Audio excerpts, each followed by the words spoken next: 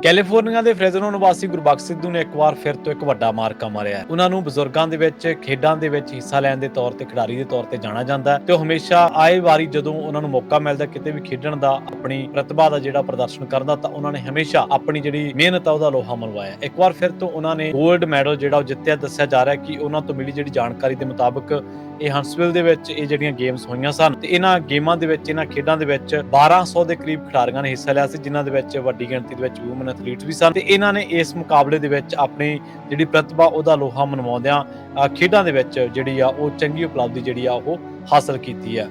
ਖਬਰਾਂ ਦੇ ਮੁਤਾਬਕ ਪਤਾ ਲੱਗਾ ਕਿ ਗੁਰਬਖਸ਼ ਸਿੱਧੂ ਦੇ ਨਾਲ ਜਿਹੜੇ ਹੋਰ ਹਿੱਸਾ ਲੈਣ ਵਾਲੇ ਖਿਡਾਰੀ ਸਨ ਉਹਨਾਂ ਨੇ ਵੀ ਇਸ ਖੇਡਾਂ ਦੇ ਵਿੱਚ ਆਪਣਾ ਜ਼ੋਰ ਲਾਇਆ, ਪਰ ਉਹਨਾਂ ਦੇ ਦੱਸਣ ਦੇ ਮੁਤਾਬਕ ਇਹ ਜਿਹੜੀ ਮੀਟ ਸੀਗੀ USNTF ਮੀਟ ਸੀਗੀ, ਇਹਦੇ ਵਿੱਚ ਹੈਮਰ ਥਰੋ ਦੇ ਮਾਮਲੇ ਦੇ ਵਿੱਚ ਉਹਨਾਂ ਨੇ 골ਡ ਮੈਡਲ ਜਿੱਤਿਆ ਤੇ ਉਹਨਾਂ ਨੇ ਜਿਹੜੀ ਦੂਰੀ ਤੈਅ ਕੀਤੀ ਹੈ ਹੈਮਰ ਥਰੋ ਦੇ ਡਿਸਟੈਂਸ ਦੇ ਵਿੱਚ